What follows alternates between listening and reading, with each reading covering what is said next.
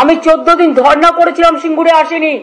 যাবে যারা না গিয়েছে সেই সময়ে তাদেরকে অনেক অনেক ধন্যবাদ যে তারা এই অশুভ কাজে তারা যায়। আমাকে অনেক অসম্মান করা হয়েছে, আমাদের সরকারকে, মামাটি মানুষের সরকারকে অনেক অসম্মান করা।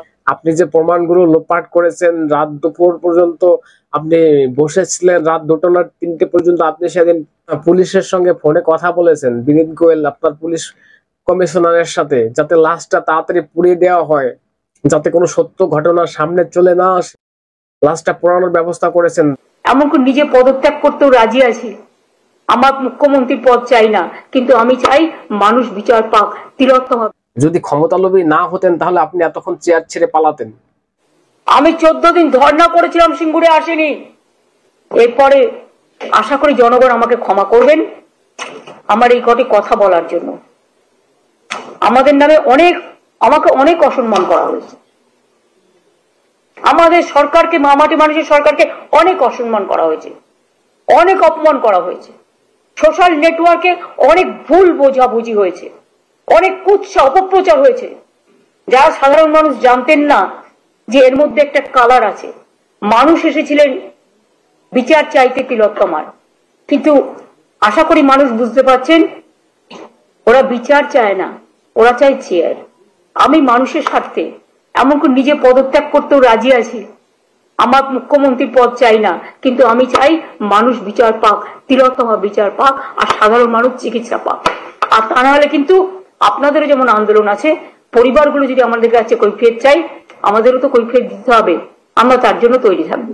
গুরুত্বপূর্ণ বিষয় নিয়ে কথা বলতে যাচ্ছি, এটা খুবই গুরুত্বপূর্ণ, প্রত্যেকটা মানুষের শোনা উচিত কথাগুলো। এই বিষয়টা প্রত্যেকটা মানুষের বোঝা উচিত। মুখ্যমন্ত্রী একটা নবান্নে বসে প্রেস মিট করেছিলেন, আপনারা সেটা দেখেছেন। সেখানে অনেকগুলো কথা বললো, সেখান জাস্ট আমি সেখান থেকে কয়েকটা পয়েন্ট ধরে ধরে আলোচনা করতে চাই। মুখ্যমন্ত্রী যেটা বললো এটাই কি ঠিক? মুখ্যমন্ত্রী বললেন, আমি 14 দিন ধর্নায় বসেছিলাম সিঙ্গুরে। সেটা আপনি কেন ধর্নায় বসেছিলেন মুখ্যমন্ত্রী, সেটা বাংলার মানুষ তো জানে।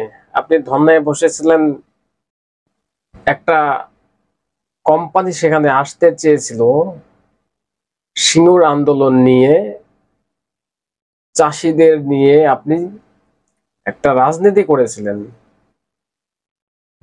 রাজনীতিটা কি করেছিলেন? আপনি যদি সেদিন ধর্নায় না বসতেন, 14 দিন অনড় না থাকতেন, আপনি যদি এটা নিয়ে আন্দোলন না করতেন, তাহলে আজকে বাংলার ভবিষ্যৎ উজ্জ্বল থাকতো। সাধারণ মানুষ কাজ পেত, সাধারণ মানুষ কাজের সন্ধান পেত।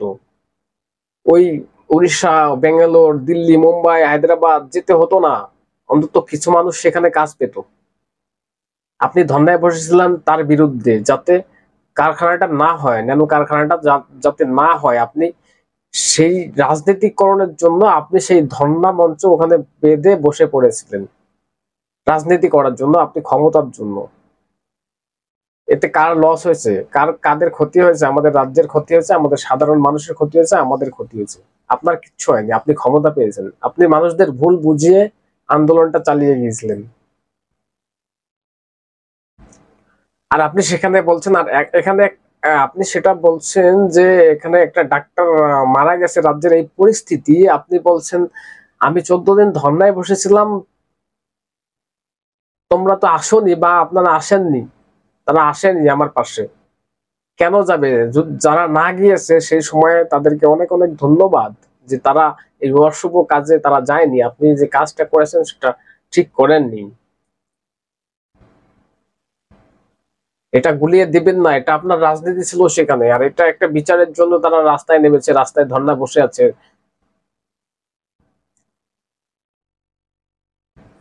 বাংলার মানুষের যে কি ক্ষতি হয়েছে সে তো মানুষ জানে। আপনি যে ধর্ণা মঞ্চ বেঁধে বসেছিলেন।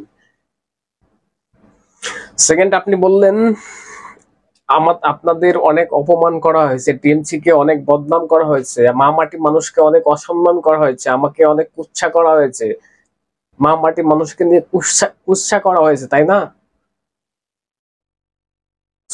সোশ্যাল মিডিয়ায় মা মানুষকে নিয়ে, আপনাদেরকে নিয়ে কুৎসা করা হয়েছে, তাই না?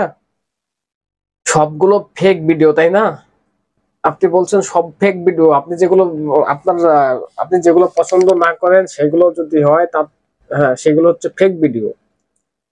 এই আরজি কর কাণ্ড নিয়ে ডাক্তার নির্যাতিতার অভয়ার বিচারটা পাওয়ার জন্য যে মানুষ রাস্তায় নেমেছে, আপনি যে প্রমাণগুলো লোপাট করেছেন, রাত দুপুর পর্যন্ত আপনি বসেছিলেন, রাত 2টা না 3টে পর্যন্ত আপনি সেদিন পুলিশের সঙ্গে ফোনে কথা বলেছেন, বিনীত গোয়েল আপনার পুলিশ কমিশনারের সাথে, যাতে লাশটা তাড়াতাড়ি পুড়িয়ে দেওয়া হয়,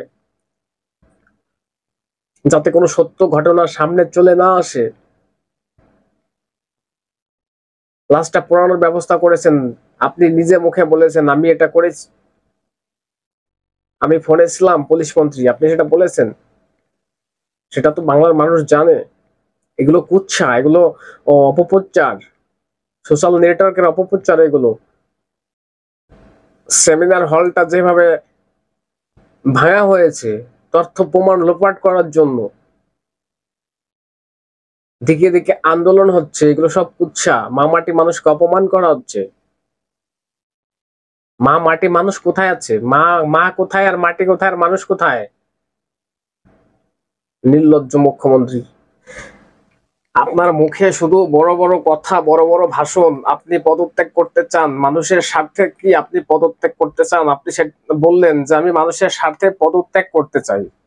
আপনি যদি মানুষের স্বার্থে পদত্যাগ করতে চান তাহলে হাজার হাজার লক্ষ লক্ষ মানুষ, কোটি কোটি মানুষ দেশে বিদেশে রাজ্যে ঘরে বাইরে সব জায়গাতে আন্দোলন করছে কিসের জন্য? বিচারের জন্য। আপনি বিচারটা ঠিক মতন করতে পারছেন না, আপনি রাজ্যটা ঠিক মতন চালাতে পারছেন না, মানুষ বিচার পাচ্ছে না।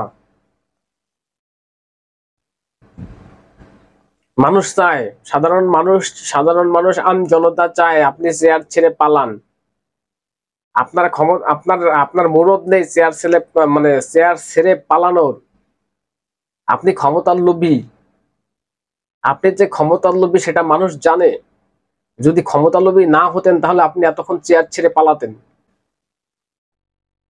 কেন? আপনি সেদিন নবান্ন অভিযানের দিন কেন আপনি হাজার হাজার পুলিশ নামিয়ে দিয়ে, রাস্তায় ব্যারিকেড করে, কন্টেইনার নামিয়ে, জল কামান দিয়ে, টিয়ার গ্যাস দিয়ে কেন আন্দোলনকে থামানোর চেষ্টা করেছিলেন? যারা আন্দোলন করেছে অথচ তাদের আপনি পুলিশ দিয়ে তুলেছেন। যারা আন্দোলনের নেতৃত্ব দিয়েছিলেন আপনি তাদের পুলিশ দিয়ে তুলেছেন। হাইকোর্ট অবশ্য তাদের জামিন দিয়েছে। হাইকোর্ট তো এটা বুঝিয়ে দিয়েছে না এটা অবৈধ নয়, এটা বৈধভাবে আন্দোলন করা যায়। আর এটা অবৈধ নয় যে আপনি একটা রাজ্য চালাতে পারছেন না, আপনার পদত্যাগ চাওয়ার জন্য এটাও অবৈধ নয়, এটাও মানুষের কর্তব্য। আপনি যখন পারছেন না ছেড়ে দিন। আপনি তো ক্ষমতা লোভী সেটা মানুষ জানে, বুঝেছে। আপনি যত তাড়াতাড়ি ক্ষমতা ছেড়ে, চেয়ার ছেড়ে আপনি যত তাড়াতাড়ি যাবেন তত তাড়াতাড়ি বাংলার মানুষের মঙ্গল, বাংলার মানুষের ভালো। গতকালকে যে ভাইটা মারা গেল বিনা চিকিৎসার অভাবে সে মারা গেল। একটা মানুষের মৃত্যু হোক এটা কখনো আমরা চাই না, কেউই চায় না। ঠিক আছে, মারা গেল, ডাক্তাররা তাকে চিকিৎসা দিতে পারছিল না, ডাক্তার ছিল না, তাই সে বিনা চিকিৎসায় মারা গিয়েছে। আপনি সেটা নিয়ে কি বললেন? আপনি সেটা বললেন মানুষ যদি কৈফিয়ত চায়, তাদের পরিবার যদি কৈফিয়ত চায় সেটা আমাকে দিতে হবে। সেটা তো আপনাকে দিতে হবে, আপনাকে অবশ্যই দিতে হবে। কিন্তু এই পরিস্থিতি কেন হয়েছে এটারও কৈফিয়ত আপনাকে দিতে হবে। এরকম পরিস্থিতি রাজ্যে কেন হবে এটারও কৈফিয়ত আপনাকে দিতে হবে। আপনি স্বাস্থ্যমন্ত্রী।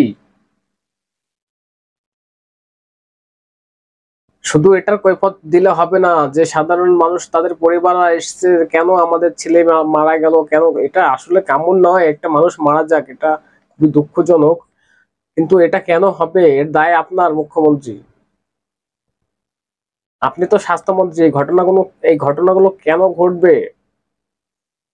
কেন এত বড় একটা হসপিটালের ভিতরে এরকম ভাবে নৃশংসভাবে ধর্ষণ করে একটা মেয়েকে খুন করা হবে? অথচ সেই খুনের যারা ধর্ষক, যারা অপরাধী, তাদের আপনি বাঁচানোর জন্য লড়াই করে গেছেন হাইকোর্টে, সুপ্রিম কোর্টে।